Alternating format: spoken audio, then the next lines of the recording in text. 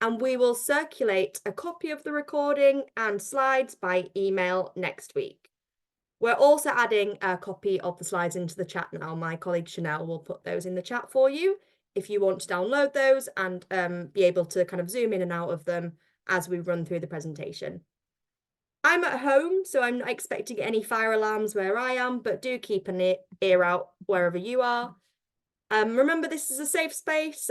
Please respect one another in the chat and in the Q&A. There will be plenty of time for questions at the end. And I'd request that you please use the Q&A function to add any questions. That's at the bottom of your screen. You can also upvote questions if you see a question from another attendee that you'd also like to know the answer to. And you'll be able to see the answers to answered questions as well. You can add any comments or reflections in the chat if you like, but we won't be taking questions from the chat. Next slide, please.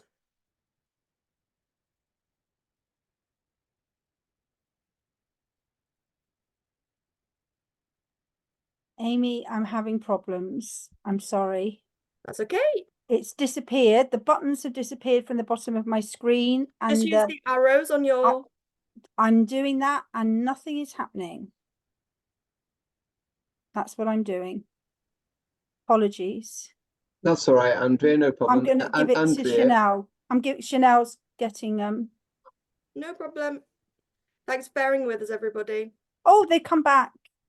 The buttons have come back. Just keep your arrow near the bottom of the screen. Yeah. Okay, so just to quickly run through our agenda. So I'm your chair. I'm just doing a bit of a welcome and some housekeeping before I pass you over to Rob from the Chartered Institute of Fundraising, and then our lovely Vicky from NCVO to talk you through their presentations. We've left plenty of time for Q&A at the end, and then I'll just do a little bit of signposting before we close promptly at 11:30. So just next slide, please.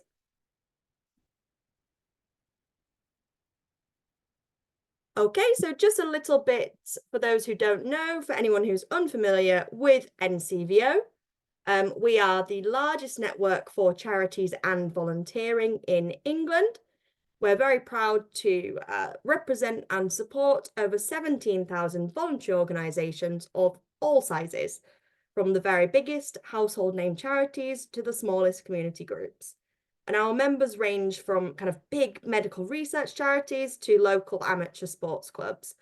But at their heart, like all of you on this call, is the aim of making the world a better place. And of course, we'd love you to join us. Next slide, please.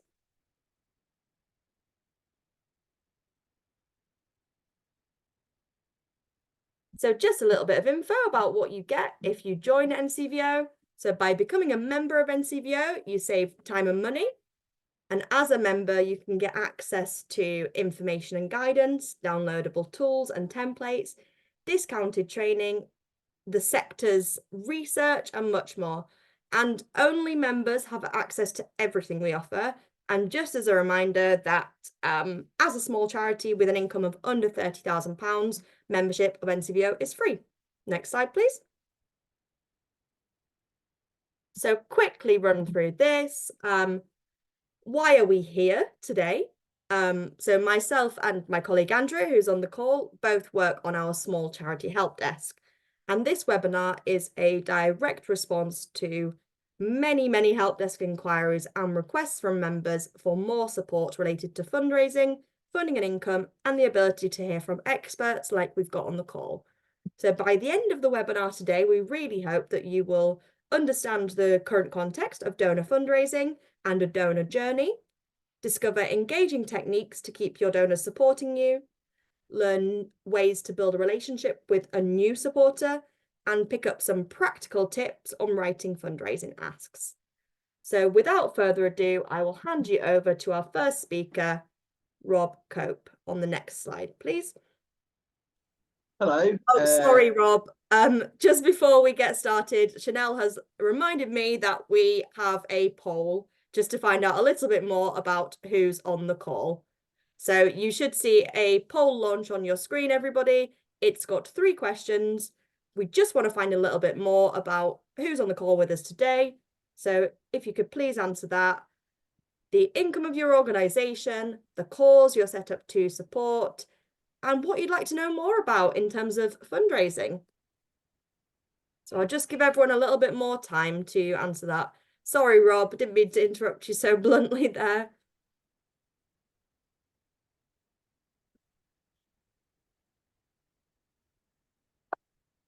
Brilliant, everyone's starting to answer now. Fantastic. So it should just be up on your screen. Super. Thanks, Amy. Yeah, and actually, very timely question.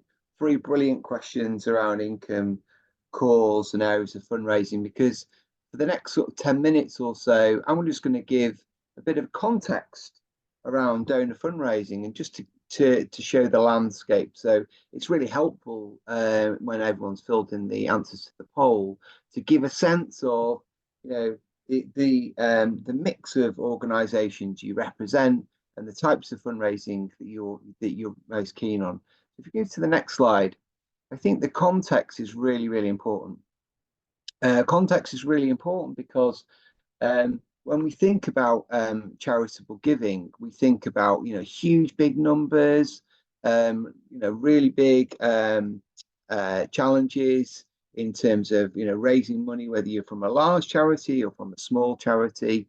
We all have the same challenges, which is how do we keep our services going, and how do we manage to make sure that all our different areas of activity keep performing in great ways. And so we've had so many questions. As I say, if we can go to the next slide, please. We've had so many questions relating to fundraising. I think it's really important to take a step back. And I know from many of the questions that people ask us, it's to think about, in terms of fundraising, we think about how do we keep pace with many of our other charities that are out there. What I think is really interesting is that if we look about public donations, actually public donation income is actually fairly stable. If we look back in terms of back in 21, so just 3 years ago, total given to charity was 10.7 billion. And that's fluctuated over the last few years. So it's 10.6 in 2019, and currently it's last figures were 12.7 billion. So one could argue, oh, that looks actually very positive, and it is positive because obviously, the UK is one of the most charitable countries in the world, and being able to tap into that generosity is really important. And one of my first messages to take away with you is that actually people are giving. People do give, and they do give very generously. But however, the numbers of people giving to charity is unfortunately declining. So we're seeing similar levels of income come through to charities. It's fluctuated a bit, but it's not massively changed. But actually, the numbers of people who are giving to charity is unfortunately declining. So if we, for example, if we look in back to 2019, 65% of British adults were giving to charity either through sponsorship or donation. And when we compare that to the most recent figures, that's fallen to 59%. So there's a real challenge there. But what the context of that is really important, because that is why when we think about caring for our donors, thinking about who supports us, so whether you're a large charity, a medium-sized or charity, or a small charity, the principle still stands. It's much easier and more efficient and more effective to keep hold of the donors you have than trying to bring in new ones. And these numbers here really support and show that while giving, that because numbers of people giving to charity is declining, we need to hold on to those supporters. We need to look after them because it's a very competitive market. So if we go to the next slide, what we can see is it's some really interesting things in terms of trends over time. Now, hopefully, if you want to look at this in more detail, I know the slides have been uploaded into the chat. So it's a great idea, by the way, to the NTO team for doing this, because the numbers are quite small. But what I wanted to share here is that there are shifting patterns of how people support charity over time. So for example, how much people have donated in terms of money. It was 57% back in 2018, and that's declined considerably down to 54%. It might not sound like massive differences, but actually, if you think about it in the whole picture, that's massive. So the second takeaway is that these things aren't static. How people give, their patterns for how they support charities is shifted. It shifts year on year in response to wider social economic challenges, the wider environment. So it's important to always be on top of how you as a charity fundraise and be alive to the data and insights that you have about how people are giving, because this is the key thing. Just because things worked in the past doesn't necessarily mean that they're going to work the same way or perform at the same levels. So innovation is going to be a really important thing, and I'm sure Vicky's going to go into that in more detail. But if we go to the next slide, what we can really see as well is that, yes, indeed, how people are giving to charity has changed over time, but also the way they give to charities causes changes over time. I used to run Remember a Charity, which, for those who aren't familiar, is a legacy consortium campaign. And one of the things that really fascinated me when I looked at the data each year was how the patterns of legacy fundraising shifted year on year. And in a way, kind of legacy fundraising was kind of like a barometer of what people really cared about in the UK. So, for example, we can see here in patterns over time that 17% of people were giving to overseas charities back in 2018, and that's risen to 21%. But then conversely, medical research has fallen from, over the last few years, from 25% down to 21%. What does that tell us? What that tells us is that it's constantly changing, and your organization, your charity, may be performing better or even worse than, if say on the previous slide, but it may be performing better or worse than other organizations. But it's really important to be alive to the fact that these patterns shift over time. Okay, so hopefully you can take some comfort in that, in thinking that actually when you talk to your board, your trustee board, for example, you need to really use that data as a way of making the case for why fundraising is really important and stewardship is really important, because without that, actually you're fighting a very challenging battle. And so that investing in fundraising and being alive to that, the wider market, is really important. On this current slide here, where we see about sources for income, public income, fundraise income of over £26 billion is a really, really important part. But again, it does shift over time, and that kind of pie chart, if you like, in terms of areas of donations and money received, ebbs and flows. For example, government funding will ebb and flow over time, putting more pressure on finding more money from the public, for example. And understanding that balance of sector income is really important, even though they're big numbers. That really matters for you within your individual organization. So if you go to the next slide, what we can see here is an amazing array. We've got, a huge number of participants today, but just actually one of many voluntary organisations in the sector, over 160,000.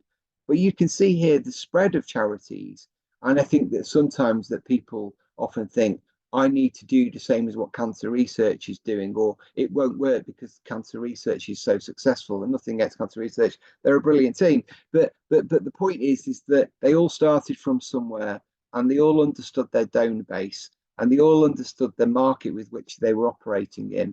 But when you look at the the wider picture in terms of the economic climate and the number of charities within each of the organisations, that shows you there's a huge amount of competition, massive amount of competition, and charities are very good at working with each other, but it's still competition. So we need to think about when you're fighting for the donor's pound, how, you know, that you really look after them. So that kind of context when we think about donor fundraising is really important.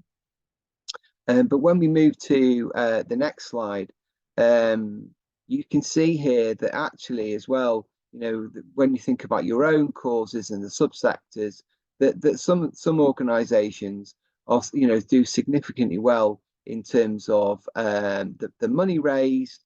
But again, this is a snapshot in time. And if you were to do this, if you look at this 10 years ago, it would be very different. If you're looking 10 years ahead, it would be very different. For example, hospices, you know, have almost from a standing start, you know, really accelerated in legacy fundraising because they understood their space in the market, but they also understood about how nurturing and supporting their supporters over their donor base over a long period of time really paid off, and we're starting to see that really benefit now. We'll just go on to the final slides. I wanted to make this final point before I hand over to Vicky, which is that there are many things that stop you getting to where you want to get to.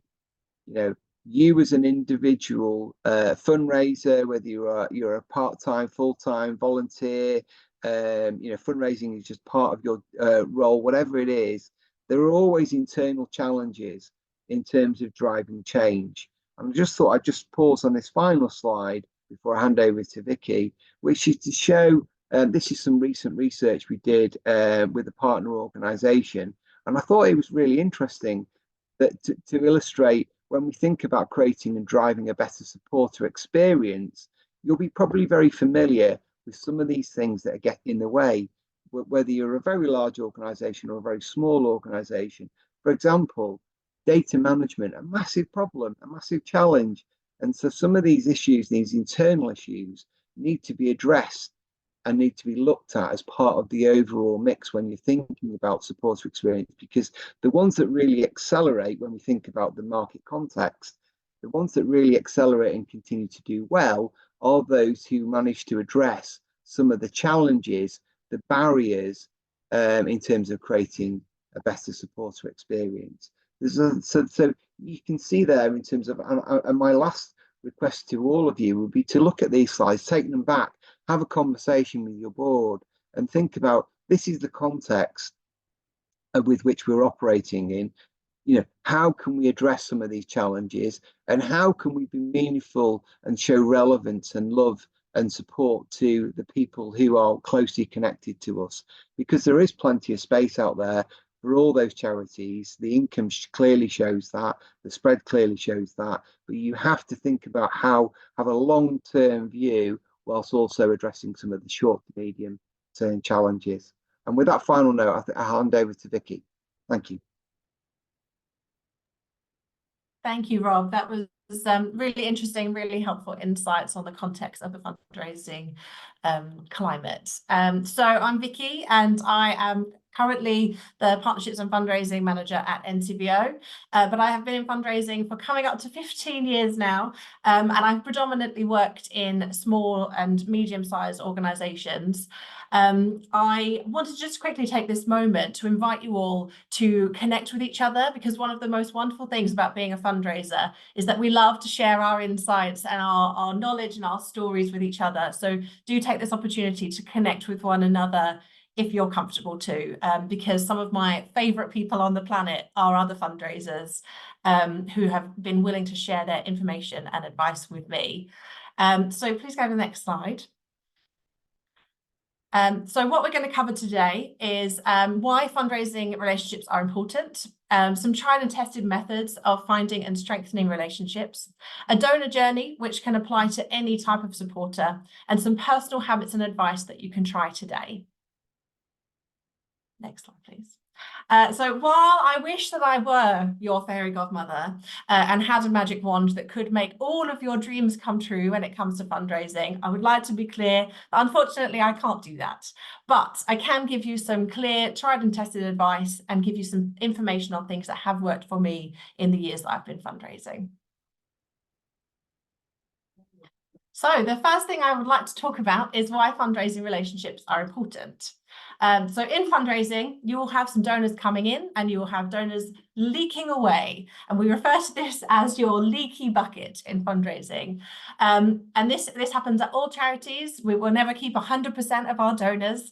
But in order to minimize how many leaks you have, you must be engaging with your donors, because retaining those current partners and donors and supporters is much cheaper than going out and constantly having to find new ones. So wouldn't it be better to keep and grow the number that are already in your bucket? Next slide, please. So you might be thinking, okay, Vicky, that's all right for you because you've already got some donors in your bucket. But I have been at organizations before where they had no donors at all, or they had one or two and that was it. And I was starting a fundraising department from scratch. And your question might be, well, where on earth do I start? How do I find some donors? And my advice would be to go where the donors are. So I've got some examples coming up on the screen now, and I'm going to just talk through a couple of them. So the first one I think is just to mention that it should be people who already know and care about your organization.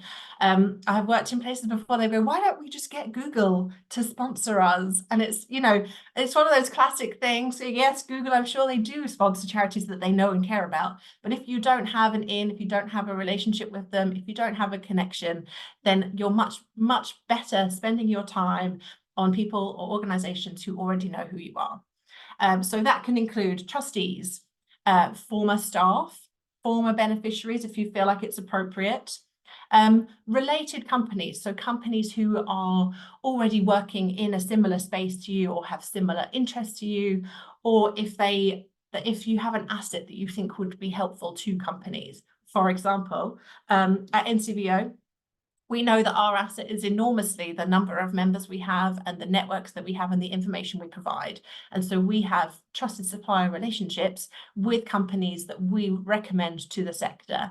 And that's a mutually beneficial partnerships. So there's things like that that you can think about when you're looking at companies. Equally, I would like to give some clear advice that all charities, we have to submit our annual accounts on the Charity Commission website, and these are open for everyone to see. And often charities will list their supporters within there. So that will be the trusts that are supporting them, that will be the companies that are supporting them. So if you know of an organization that does similar work to you or works in a similar space, you can have a look and see what organizations or companies are supporting them. And that will give you a clear indication of whether or not they might be likely to support you or your organization. A couple of other things is social media. Have you got any calls to action going on your social media? Are you inviting people to get involved or sponsor you or provide donations?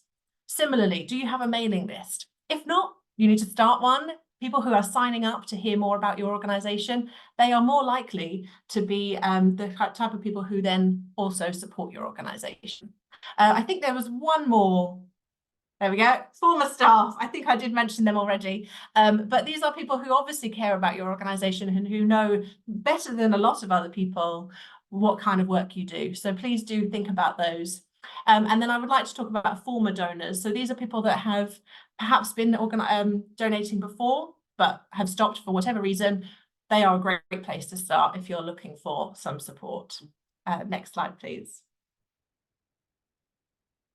So a good donor journey. I would like to be very clear. I did not create this infographic, but I use it all of the time. It was created by a man called Stephen Screen, who is a fundraiser in America. But for any supporter, we need to go through this method, this journey. So I'm just going to talk through it. So the first thing is that you've asked for a donation and someone has given and they feel really great about it. But what next? Well, you need to make sure that you are thanking people for their donation, and you must follow this method. It must be in this order. So you must be thanking and making sure that people know that their donation, their support is vastly appreciated. You could stop there, but I don't advise it. I advise then reporting back, because a donor needs to know that their donation has made a difference, that they have actually had an impact. So if you report back, someone can see how their donation has made a change, what impact they have had, why their donation is important. The reason that we do this in this order is so that it enables trust to your organization, and it makes people more likely to give again. I do not advise asking and thanking, and then asking and thanking, and then asking and thanking without reporting back, because you will end up with donor fatigue. It's even worse if you just ask. And it's terrible to ask and thank at the same time. So, and I call this thasking. I do not advise thasking. It just makes your thank you just seem disingenuous. So what I would like for you to think about now is, next slide, please. Ways of developing your relationship. So the ways that you are thanking donors, the ways that you are surprising and delighting donors with small gestures that make them happy. And yes, this is a quote from myself, which is a bit embarrassing, but I use it all the time because I genuinely believe that small gestures will enable supporters to continue giving. I like to call this donor love, which I think you will have noticed was the title of this webinar, and we will carry on a bit more about that. But what I mean by donor love is that I don't want you to be the guy at the party who is only talking about himself and doesn't ask any questions of anybody else or really care what anybody else has to say. It needs to be a two-way street. So can I have the next slide, please? And a two-way street comes in the form of delighters. These are also known as positive memory triggers, if you want to be a bit more technical about it, but I call them delighters. And these are happy moments that remind your donors of the way that they feel when they give to your organization. And you want them to feel great about giving to your organization, because then they will continue to give. So some examples are handwritten thank you letters, thank you phone calls, updates from your beneficiaries via video or handwritten letter, and thank you events. So I want you to take some time to think about where you might add a delighter in your work for your supporters. These do not have to be expensive things. You can buy a pack of thank you cards for like £2.50. So you don't even have to have them branded. I actually hardly ever use branded thank you cards, because I think that it's more personal if they're like, I don't know, got glitter on or whatever. Please excuse me. And next slide, please. If you start thanking your donors and surprising them, they will start to tell other people about how they feel when they give. So sometimes people will tweet or X, now how do we call it? X, I don't know, post. They will share on their social medias or with their friends and family, look at this thank you letter I got from when I gave to whichever organization. So there are plenty of ways to do this. And I would like to just tell a quick story about, I actually met with another fundraiser once, and he taught me so much about fundraising in this one meeting. And then afterwards, I had mentioned during the meeting that I love a peanut butter Kit Kat chunky. It's like my favorite snack. And 2 days later, one arrived in the post to me at my desk, and it just made me feel amazing. I was like, wow, like how incredible that this person has not only just taken the time to get to know me and give me advice, but also remembered this tiny detail that I mentioned and sent me one. And they, you know, it doesn't have to be an expensive gesture, but it honestly, and this, I'm talking like 8 years ago, this happened, and I still think about it. So I'm obviously eaten a lot more Kit Kat chunkies since then, but I think it's really important to just remember those relationships and how those things make you feel. And if you can do that for your donors, then that's an amazing, amazing thing. So the next thing I would like to talk about is mindful meetings. So when we're speaking with our donors, we need to make sure that we're really engaging with them. And the reason this works is that it avoids misunderstandings. It deepens relationships faster, and it helps you get the ask right. So a couple of ways you can make sure you're doing a mindful meeting is to firstly not pack your diary. Now I know, oh sorry, can we stay back in the last slide, please? Thank you. So I know that you as fundraisers and you as people that work in the charity sector, you probably got more than one job, and you're probably trying to fit in as many things as possible because we're really busy, we're really time stretched. But if you are packing your diary with back-to-back meetings, particularly if they're with supporters, there is no way you're going to be able to give your undivided attention to all of these people at the, simultaneously throughout a whole day. So in order to develop a relationship, you need to be doing solid blocks of time for a donor or a supporter, and then allowing yourself some breathing time afterwards to write down some notes, to take some actions, to do appropriate follow-up. The next thing I would like for you to think about is active listening. So this is where you really attentively listen to what the person is saying, and you are paraphrasing them back to them. So you're confirming what you've said to ensure that you're understanding them, their reasons for being there, their reasons for supporting. You're asking questions, so you're making sure that you're getting clarity. This helps strengthen your bond, and it makes your time as a limited time as a fundraiser really count, because by understanding their motives and values through active listening, we can offer them the right way to get involved, the right ask. So I will just give another story quickly. So I used to work it was one of my first fundraising jobs. I worked in a school, and we used to invite like former students back to get involved with the school, and with some fundraising. And there was this one man who came along, and he told me very clearly and very upfrontly that he was not going to be supporting the school, that he was only there because he wanted to reconnect with a couple of his old school colleagues. And I got chatting to him, and I tried to make sure that I was giving him still a great experience, even though I knew that he probably wasn't going to give. And he happened to mention in passing that the only good experience he ever had at school was when he was in the performing arts, and he was, doing a theatre production, and it was the best time that he ever had, and the rest of it was miserable. And so afterwards, I did a really strong follow-up where I just mentioned how good it was that he still came, and that I understood that he wasn't really interested in donating, but I wanted to let him know that the school was planning a appeal to rejuvenate the Performing Arts Centre at the school. I fully understood that he didn't want to give, but I wanted to make sure that he knew that I had listened to him when he had been speaking to me. And about 2 weeks later, and we got a check back. So this was in the days where checks were really common with fundraising. We got a check back, and he just said on the back of it, he just said, "Vicky, I'd heard you, I knew that you listened, and here's a donation." And that was kind of the end. He didn't want to give again, but it showed the benefit of really listening to what someone is saying, and not just passing them off because they say, "Oh, I'm not really that interested, I don't want to give." So just a quick example there. I realise we're really whizzing through a lot of topics, but I want to give you as much information as possible. So we are going to just move on to our next slide. And I want to talk about language. So when we're talking to our donors about the impact they have, we need to be putting our donors in the driving seat. So I've got an example here. So this is, with your donation, we've been able to buy essential equipment to help people in need.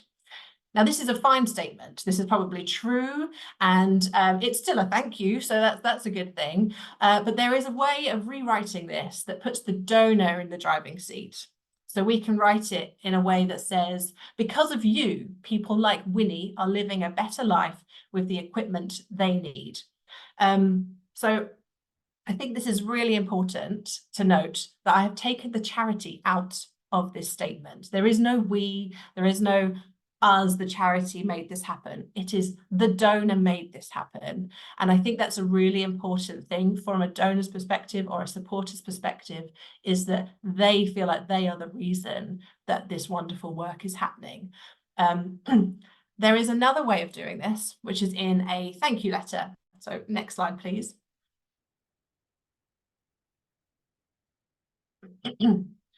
So I would like to talk about thank you letters. So I think this is one of the best thank you letters I've ever seen, and I use it a lot. So I realize it's quite small, so I do encourage you to download the slides afterwards. But one of the things that I think is a really solid rule is that in a thank you letter or thank you card, 25% of the words in your thank you letter should be the word you or your. And that sounds like a lot, but I have proof. Next slide, please. This is all of the words that are you or your or the donor's name. And I think that this is really important in terms of putting the donor in the driving seat, making sure that they really feel like their support is amazing. And there are other reasons why this thank you letter is amazing. So the first one is that it speaks to what the gift was. It's very specific. It reminds donors of the victories that they made possible. It invites some personal contact because it's got the contact details at the bottom. It's not just a generic letter. It's honest and heartfelt. It's hand signed, and it's filled with lots of good human feelings. So I think it's really important to remember that putting the donor in the driving seat is absolutely where we should be. Next slide, please. Because what matters most to your donors doesn't depend on big budgets or lots of staff. What matters most is donor love, actually. So thank you so much. I'm really pleased that we've actually got to a point where we can just review what we've covered. So next slide, please. So we have gone over why fundraising relationships are important. We've had some tried and tested methods on finding and strengthening relationships. We've had a donor journey, which applies to any type of supporter. And we've had some personal habits and advice that you can try today.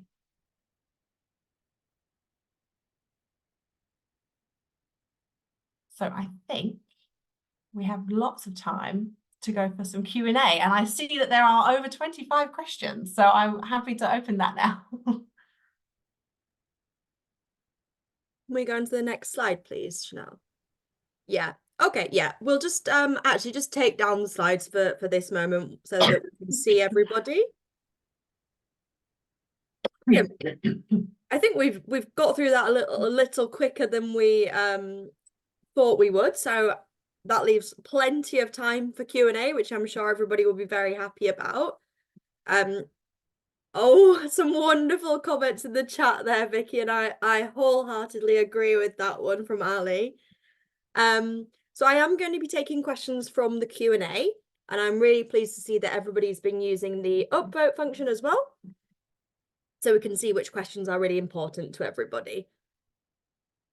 Okay, so a really great question here in terms of how do you go about conversion? We've got a lot of engagement on social media, but when it comes to converting those into donations, it is a challenge. I don't know if Vicky would like to take that first, and Rob might have some. Yeah, I'm happy to answer that. So my question is, have you got a call to action on your social media? Like, having great engagement is fantastic. And as I said earlier, that's one of the methods of finding your new supporters. But are you giving them a clear method on how to engage with your charity? Are you making clear asks? Also, are you leading them? If you're leading them to your website, are you leading them to the right place? There is some sort of statistic. I apologize because I don't know all of the ins and outs of it, but I know that every click that a person has to make to get to the page where they are actually donating money, you will lose a number of people. Like, it's quite a high percentage. So reducing the number of clicks to getting to the point of donating is essential, but also just ensuring that you have got that clear ask. The clarity for that is definitely my advice there on converting, making sure you've got a clear ask. Yeah, well said, Vicky. I think also I really loved your presentation, Vicky, but I also loved your story about the school, and I think that's a great example there of where, you know, organizations try to be all things to all people, and the reality is we all have specific interests in specific areas of work. Whether you're a large charity or a small charity, there may be certain areas that you're particularly more likely to engage with. And you know that I know I recently spoke to a university who was nurturing an alumni, and it took years and years to nurture that alumni. And the reality is that their former students had interests in lots of different things. They weren't just really interested in the building, the university. They were interested in small areas within that and offering. And then, so what they really were very good at was when they were able to track engagement on particular things, then they were able to then deliver content based on that particular areas of engagement. And so again, it's that sort of stewardship of understanding what people are engaging with and then really utilizing that and dialing that up, I think is a really important part of that conversion.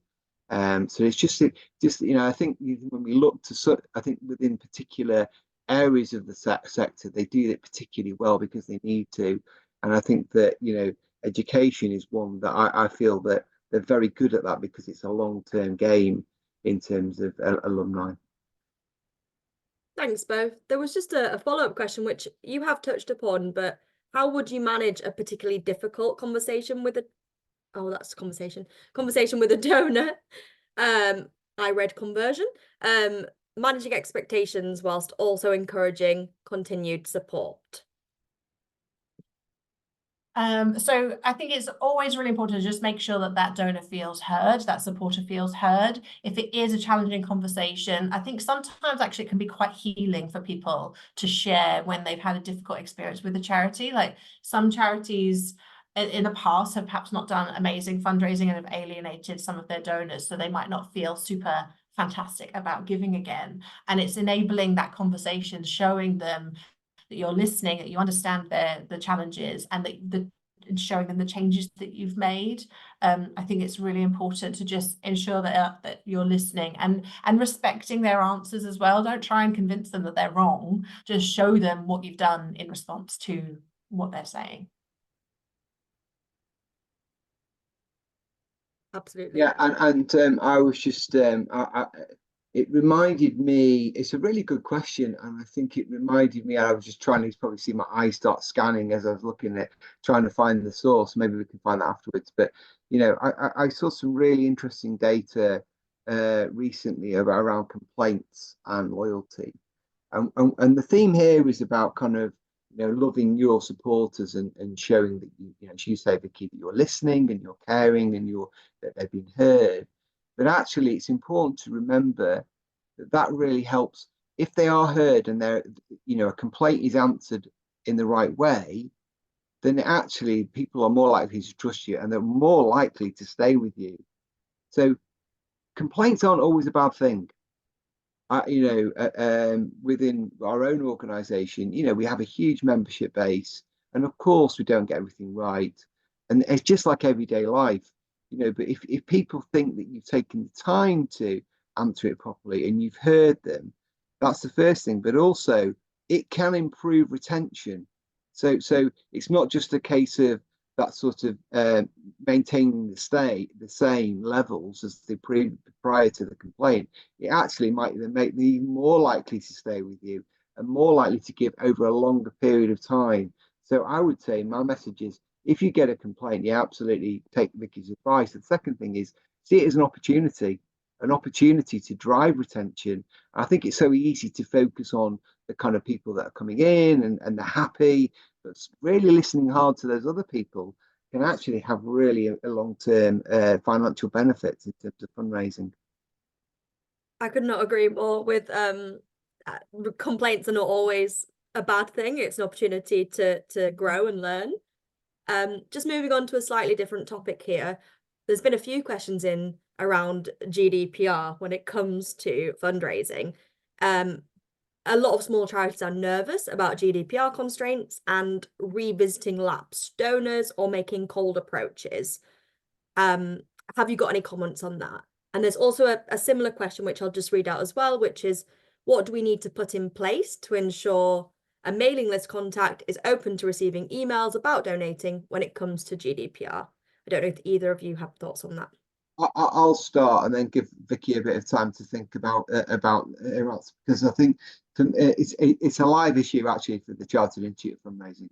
So as kind of the kind of the sector body for fundraising, actually we still have had our own challenges around this very issue with our own membership base, and many, and when we think about when those rules came into play, many different charities took different approaches. If we think about the opt-in approach, for example, of some of the organizations where they basically reset the organization, and it had a big financial negative impact on the charity.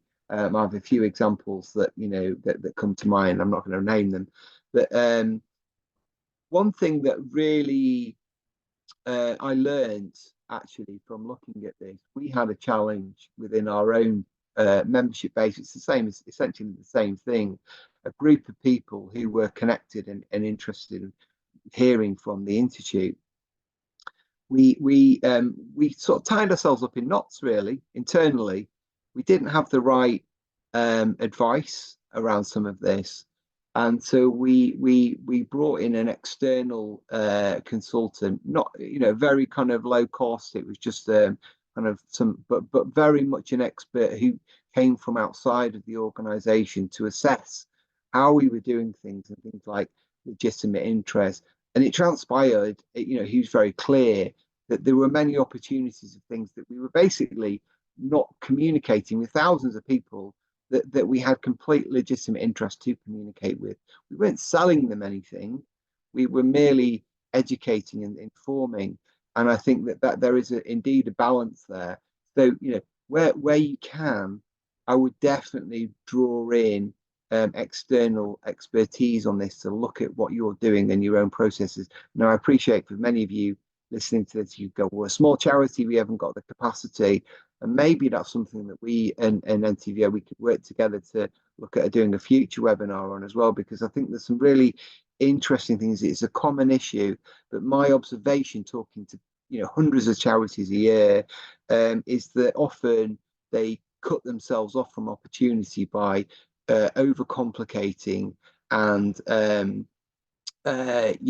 reducing the opportunity to talk to people who actually want to hear from you.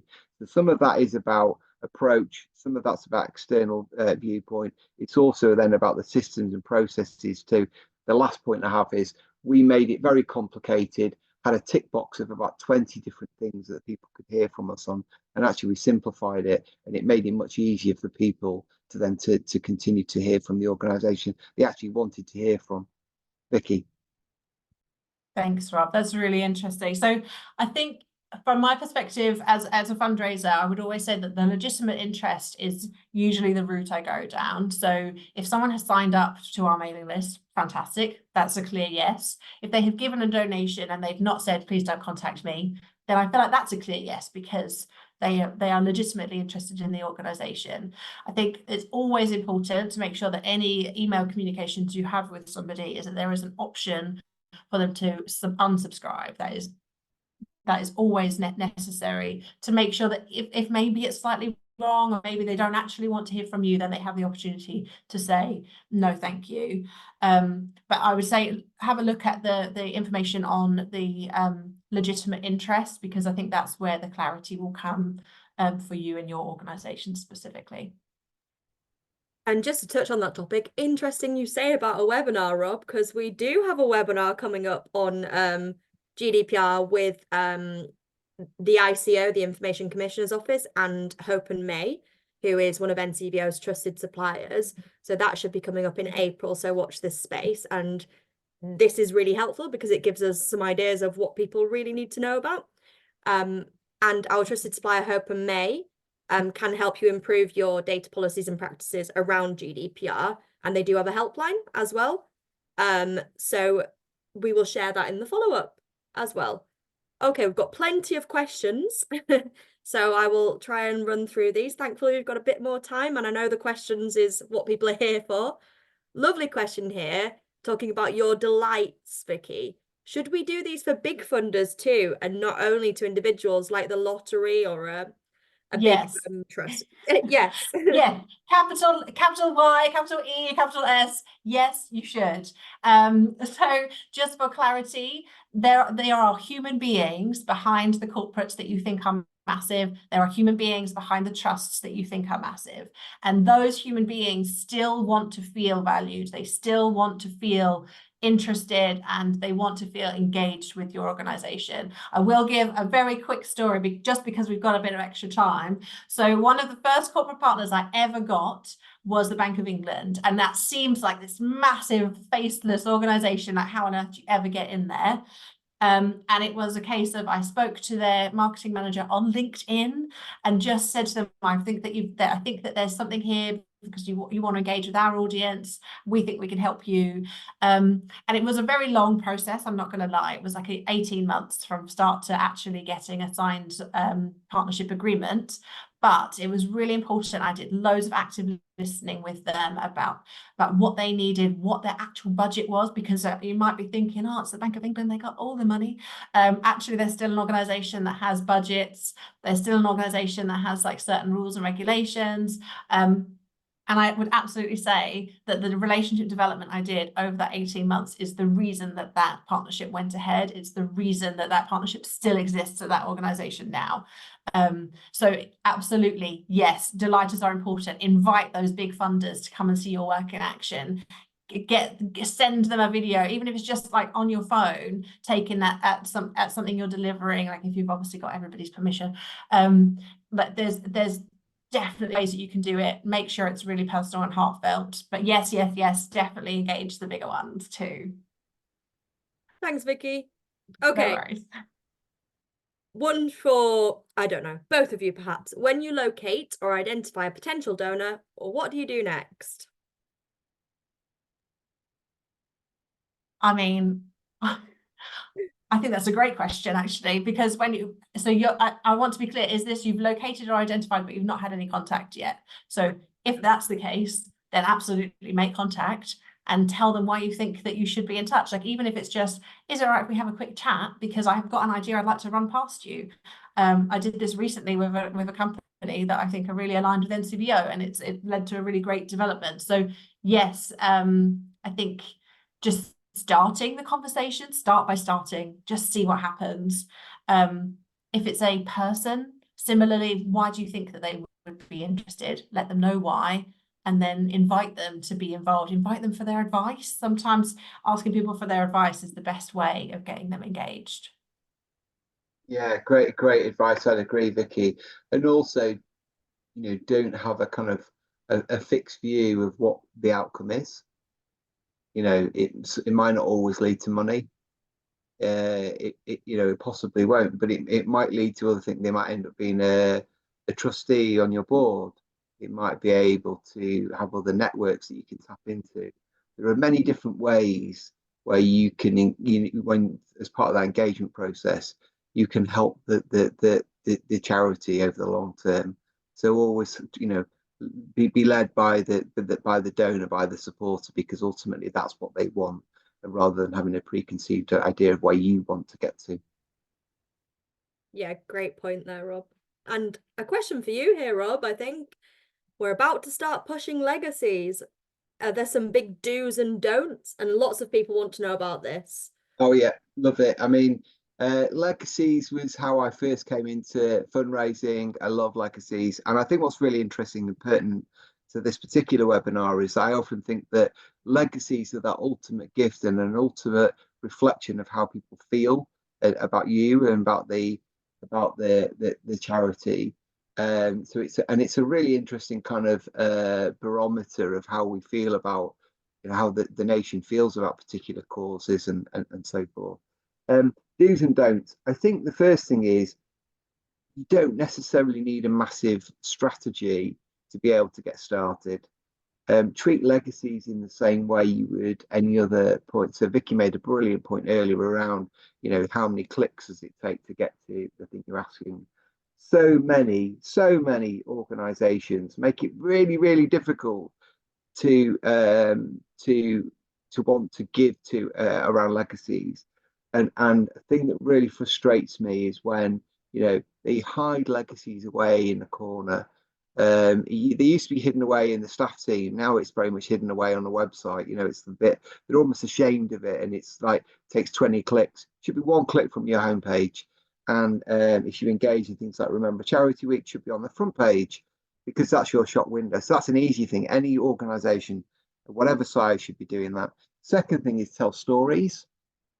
You know, tell stories of perhaps people who have left a legacy, or they may have said that they want to do it, and or you know, have been open to the idea of it. So you might not necessarily, many of you won't have legacies, gifts that you've received, but you might have to be able to find someone who's done it.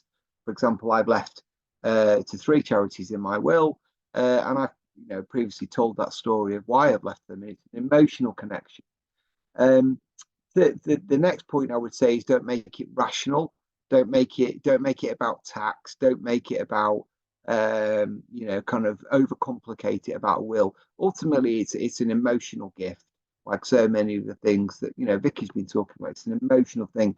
You think back to that earlier image, that slide that Vicky had. It had a lovely heart at the, and it's remembering that as a person we connect and with our heart, and legacies is very much a reflection of that. And I would say that the last point is, have someone, whatever your size of organization, have a legacy champion on your board. Have someone who sits on your board who sets the culture, and everyone can be a legacy fundraiser within your organization, however whatever size you are. But you can see, even the very small charities, it can be transformational, one gift alone. You don't need lots and lots of them for it to make a big difference. And so having a trustee who is a champion of legacies really helps to get that message out there and set the culture and the attitude around legacy giving. So it's an amazing thing, but there's no reason to put it off by saying, you know, I'm going to write a strategy and it's going to take me a year, and then I'm going to look at it. Get it done. Go away now. If you haven't got a one click from your homepage, go and talk to the person who's responsible for the website. Get it done and inspire. And look at other organisations, people like Wildlife Trust. You know, they do amazing imagery, pictures, connecting emotionally. Don't make it complicated. Make it emotional, and paint that picture of what the future might look like with a legacy gift. Oh, great words to end on there, Rob, on that point. Did you have a point, Vicky? Yes, I was just going to add in. So I was just going to say, make it as easy as possible for people to become legacy givers. So there are organisations that offer this as a service to charities. So one of them, they're in no way partnered with NCVO. It's just one that I know of, is called the Goodwill Partnership. And they allow you to sign up as a charity. Then you have this clear way for anyone that's potentially interested in leaving a legacy, given that avenue, that they reach out to them, and then that's the way that they can sign up to be a legator, I think we used to call them. I don't know if that's still the term, but a legacy giver. So yeah, please do look at, it doesn't have to be the Goodwill Partnership, but there are organisations that make it as easy as possible for people to give legacy gifts. And I have put a link in the chat to Remember a Charity, which Rob mentioned as well. Everybody's sharing lots of links in the chat, so you might have to scroll up a little bit, but I'll remind everybody to save the chat at the end as well. We do still have half an hour left, everybody, so we've got lots of questions. We'll do our best to get through them. There's a question around whether we could suggest some CRM systems to look at donor management. So we can't necessarily endorse a specific system, but there's a couple of comments already in there from your fellow attendees around Beacon being potentially a good one. And I think this is one where peer support and peer examples would be really great. So if anybody does have any CRMs that they've engaged with and found to be really user-friendly and helpful, then please put that in the chat. And you can also use Charity Connect to ask a question about that as well. So I'm just going to move on from that one. So one more question. How do we develop an individual giving strategy without many fundraising staff?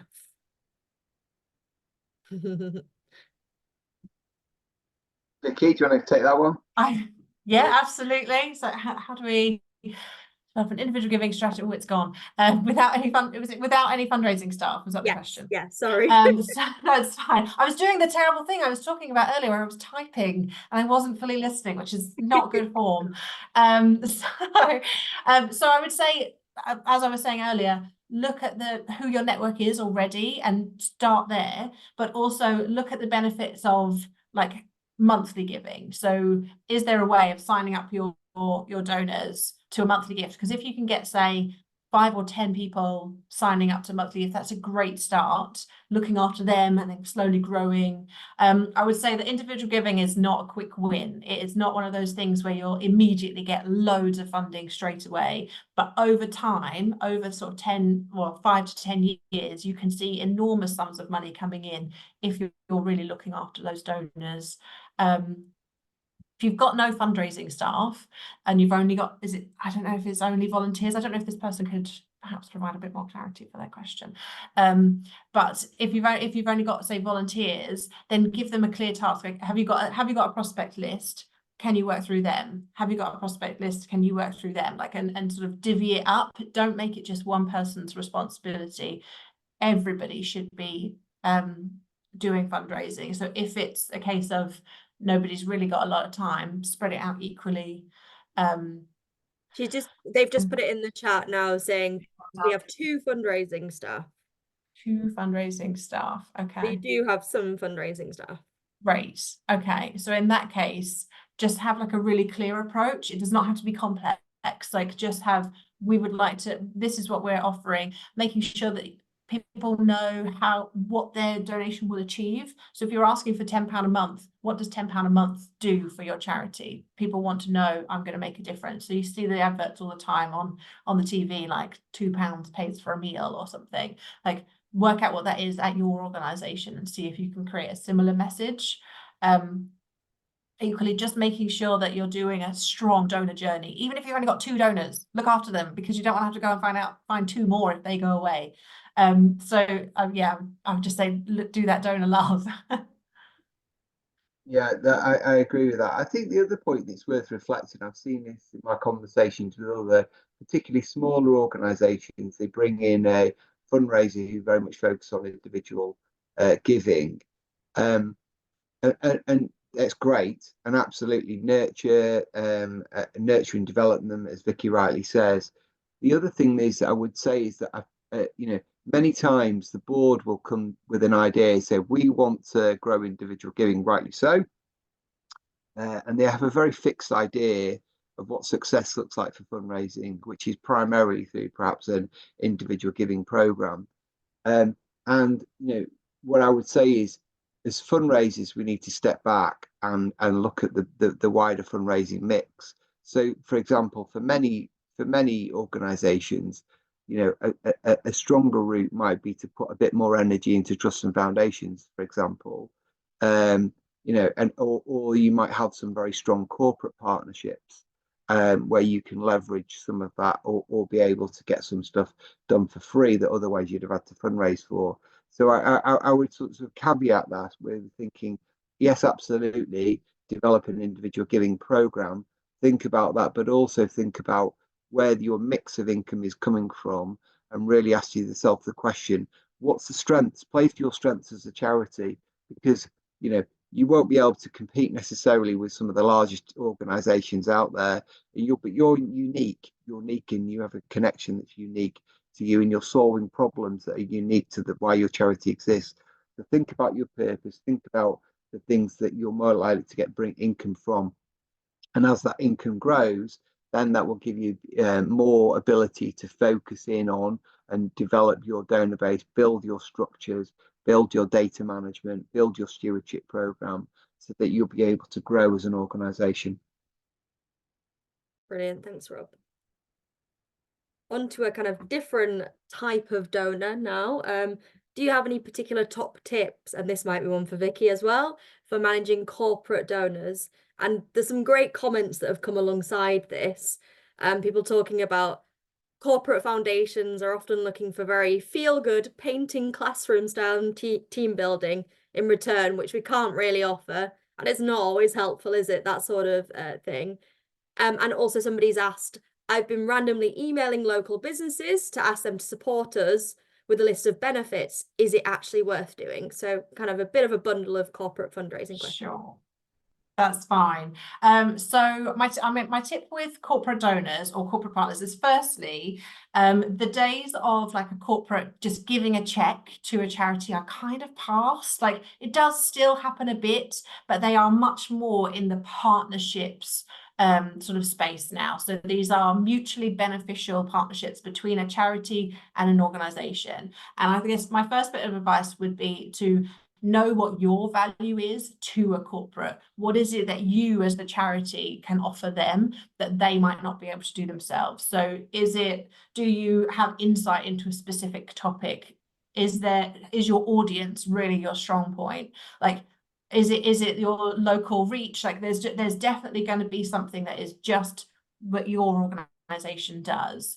So have a think about what that is and then shape your asks around that. So don't just accept stuff from a corporate because you think that you should. If it's not right for you and your organization and your mission, then you don't have to say yes. Like if a corporate isn't going to be able to offer you something that's actually beneficial, then you don't have to do it. Like I know that can sound difficult because we're sort of trained to take anything that we can, but actually you need something that's really going to help you.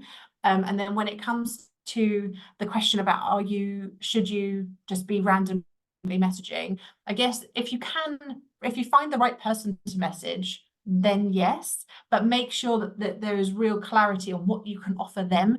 I would say don't just do like a blanket appeal to all organizations that's the same information. Like if you're messaging like your local dentist, why is it that dentist should work with you, the local charity? Like what is it that you can do together and tailor? It doesn't have to be, I say tailored, I don't mean like super fancy presentation. I mean like a Word document that just says we can work together to do this. Wouldn't it be fantastic?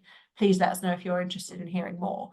I think that's probably my main advice, and then also just to accept that they are people still. So as I was saying earlier, like remember that they are individuals behind these organizations. Like just because you're a small local charity doesn't mean that you can't reach out to somebody that works in a massive corporation. Like there is room for you there, and know your value as a charity and what you bring to the corporates.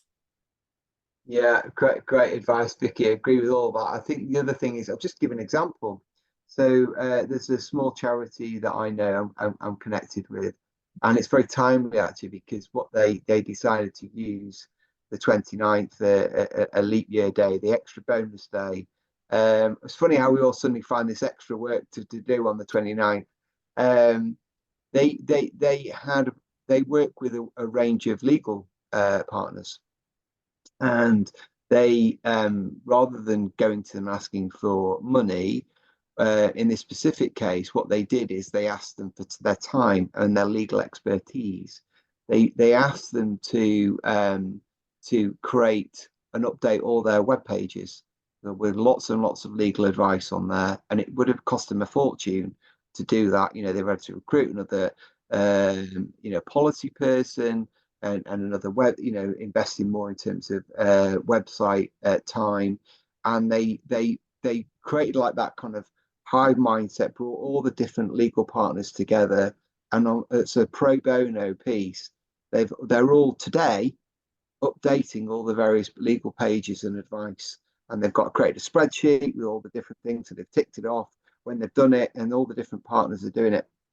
And my point is that sometimes corporate support doesn't always necessarily equate to money directly, but obviously by not having to pay for that, they're not having to fundraise for it.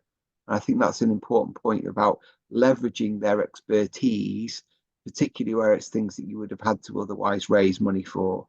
And so thinking about that, and actually what's going to happen is over time that will help to nurture and cement those relationships with those firms, because they're getting something out of it as well. So again, coming back to Vicky's point, play to your strengths. The strengths of that charity, they had some very clear things that the charity could do, working very closely with those legal partners, and that it was a two-way street. Yeah, in-kind donations always Really helpful for a small charity. So we've somehow managed to get to 11:10. I am going to pick up on a couple more questions that have been upvoted quite a few times, so people clearly want to know those answers. And if your question hasn't been answered, because they're still coming in now and I'm not going to get through them all, I will pick up on those and we'll try and put together a bit of a quick FAQs style document for everybody. So, have you seen successful ways of fundraising at events where donors might attend? I mean, I can go. So I think it's really important to have somebody so if you're having a fundraising event, is it a fundraising event or is it a event that It you want doesn't say fundraising in? specifically a fundraising event, so events where potential event. donors attend. Yeah. So I would always have the ability for someone to give, and then always, even if it's like an event where potential donors are there, have somebody who is already a donor do a 4-minute speech that says, I give to this organization. And I think it's really important because there is an opportunity to give over in the tent over there or whatever it might be at the desk, and give them an avenue for giving and why they should, but also just make sure that they don't feel like that's the only reason that they're there. So if it is a fundraising event, then people should know that up front. If it's an event that will just include a fundraising ask, then make sure that the event itself stands alone and that their fundraising ask is an addition. But also give them like a variety of ways that they can give. So are you doing a raffle? And that's a way for people to generate income, or are you doing like a monthly donation drive and that's the reason that you're asking for donations? Or like, you know, find a couple of different ways. I mean, the classic money bucket still exists, but they also, you can get hold of ones now that have like tap options. So yeah, just, and maybe think of like an inventive hook. So I saw one once that was like a pat the dog, but it was a tap the dog with the money, and the dog was wearing a little like donation vest. It was very adorable. So there's ways of doing it that's like doesn't feel too asky, but that people will engage with. Great. Next question. Any tips on reaching high net worth individuals? Rob, would you like to go or should Expect it to take quite a lot of time and investment. You know, it's not going to happen overnight. And again, it's got to be, you know, listening hard, thinking about that kind of that long-term journey. I think that it's an overly used route to accelerate income. It's like, well, can you not just talk to some very wealthy people?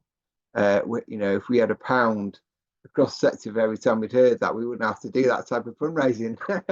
But joking aside, I think that again, it's, you know, kind of leveraging your networks, thinking, you know, talking to your board, talking to people who are close to you, and using those as avenues to lean into that audit of who people know.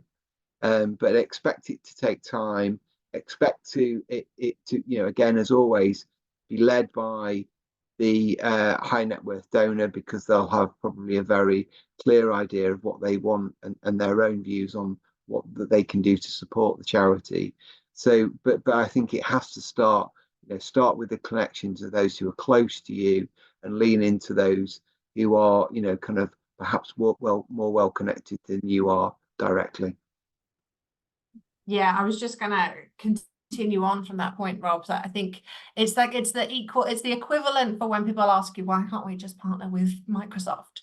Like, unless you know them, unless you have a connection with them, then it's kind of a more fruitless effort. I'm not saying it's totally unworthy, but if you're stretched for time, then make your time sort of count more with people who already you have a connection with. But also, every organization I've worked for has defined a major donor differently. So some think that a major donor is somebody who gives like £500, and some think that a major donor is only somebody who gives over £1 million. Like it's the variety is wild. So maybe think about what a major donor looks like to your organization and see what asks you can make in that space. Excellent. And there was a question earlier as well around talking about corporate partners kind of using your time carefully, and whether you should focus on people, those that you already know or have a connection with. And you've answered that really, Vicky. The answer is yes. So on a similar note, there's a great question here saying we'd love to hear more about how to use trustees to access their networks and use them to build new relationships without them feeling used. Any thoughts, you two?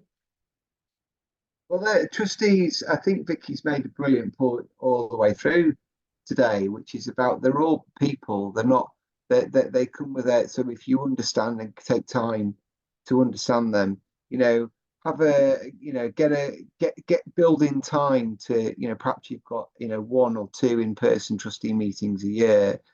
Maybe you can talk to, I know so many are now online. But can you build in a bit of time to meet them beforehand or afterwards? Talk to your CEO and say, this is what I'd like to do. Get the CEO involved and say, this is what I'd like to do. I'd like to engage them. How do I best approach it? Who do you think would be the best people to talk to initially? So don't necessarily feel the need to talk to all of them at the same time. You might want to start with 1 or 2, get them to be champions and then build outwards. Keeping fundraising on the agenda is also a really important part of that. I've mentioned earlier about the importance of having a legacy champion on the board. I think having a fundraising champion, and the board, charity commission advice is very clear, the guidance is very clear around that. Ultimately, the board are responsible through what's called the CC20, that many of you be aware of. They are responsible ultimately for fundraising.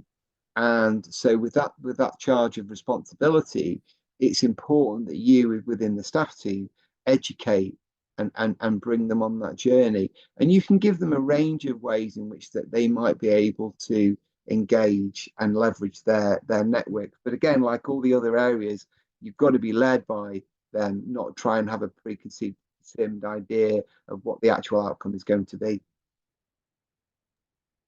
That's all. I was nodding so much during that, Rob. I can't agree more. I think it's I once had a trustee tell me that he didn't have time to thank our donors, and so it should really be somebody else. And I just turned back to him and I said, does that mean we then don't have time for like more income and long-term support, and then we're going to have to make more time later on to get these donors back if we're not thanking them? And then suddenly he did have time to thank the donors and to attend the thank you event.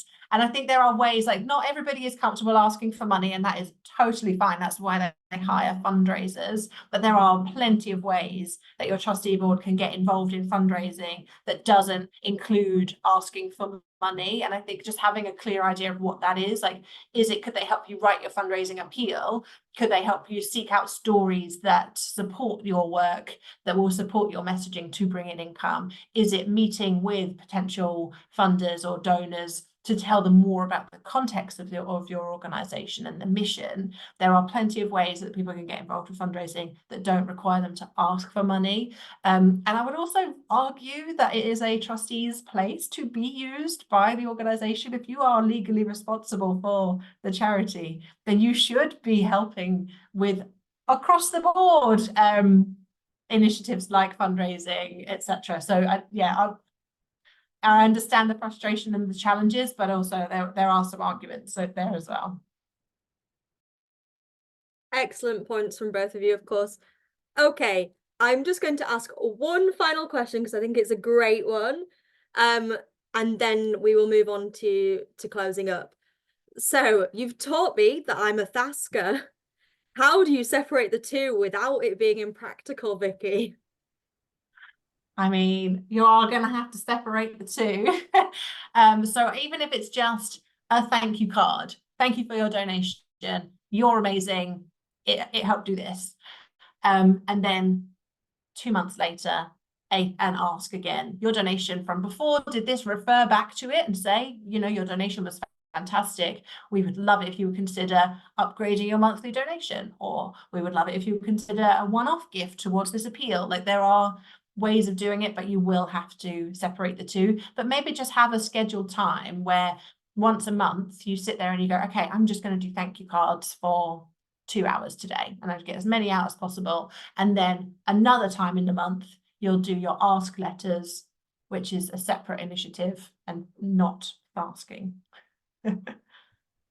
Brilliant, thank you. Okay, we do have more questions, but I'm not going to be able to get through them just now, but we will not lose them. I'm just going to wrap up. If you could just stay with us for another 10 minutes, that would be brilliant.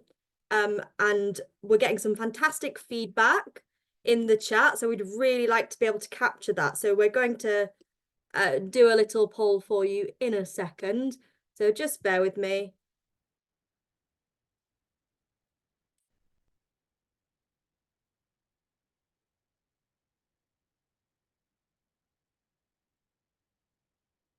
Okay, so Chanel is just going to get a quick poll up for everybody.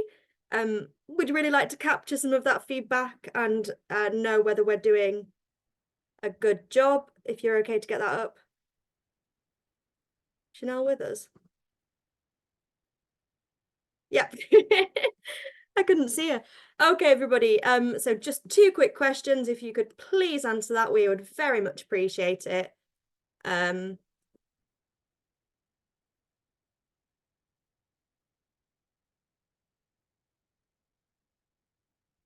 Great to see that most people are happy with what we've delivered today. And when you close Zoom, there will be just a slightly longer evaluation form with a couple of questions, which again, if you have 5 minutes to fill that in after this session while it's fresh in your mind, that would be absolutely brilliant for us. We can really demonstrate how important these webinars are and make sure that we can keep running them, of course. Brilliant. So nearly everybody's participated in that feedback poll. I'll just give a couple of seconds for just a few remaining people to fill that in.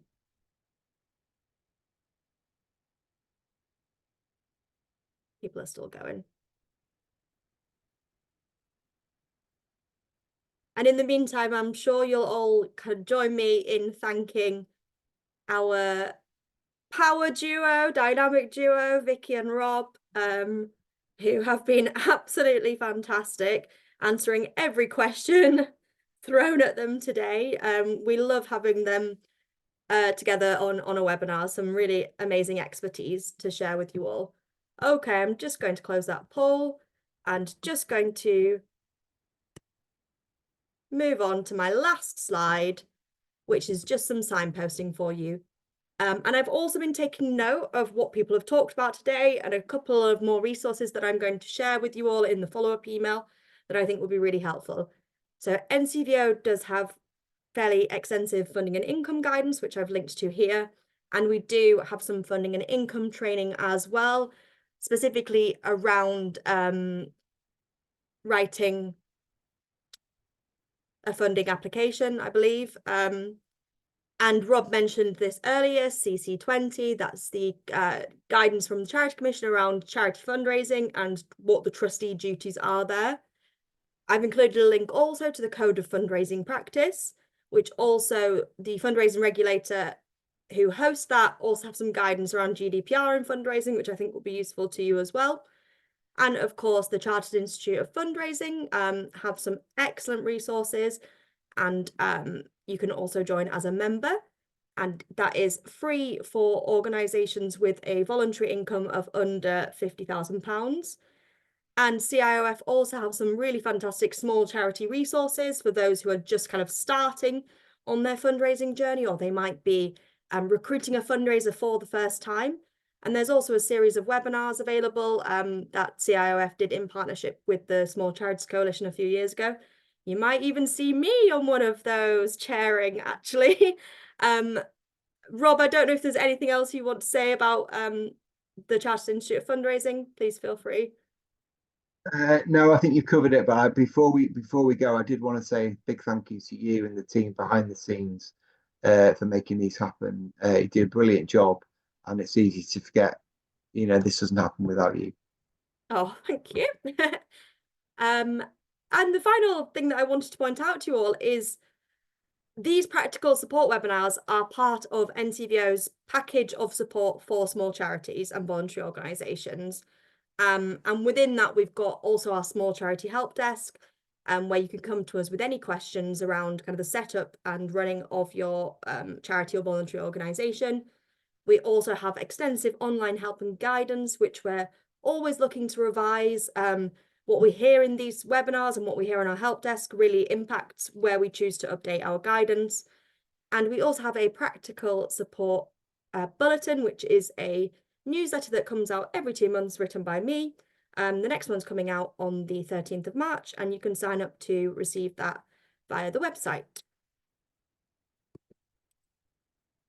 So thank you everyone for joining us today. I hope you found it valuable. I certainly have. There's a QR code on the screen there if you did want to join NCVO as a member or find out a bit more, and we'll include details about that in the follow-up as well. We will share the recording, the slides, and all of the links that we've mentioned. Just a reminder to everybody that if you want to save the chat, because lots of links are flying about there, you can click on the 3 dots at the bottom right-hand corner and choose the option to save chat. Thank you, everybody. Enjoy the rest of your day and hope to see you at our next webinar. Keep an eye on our website. Thanks, everyone.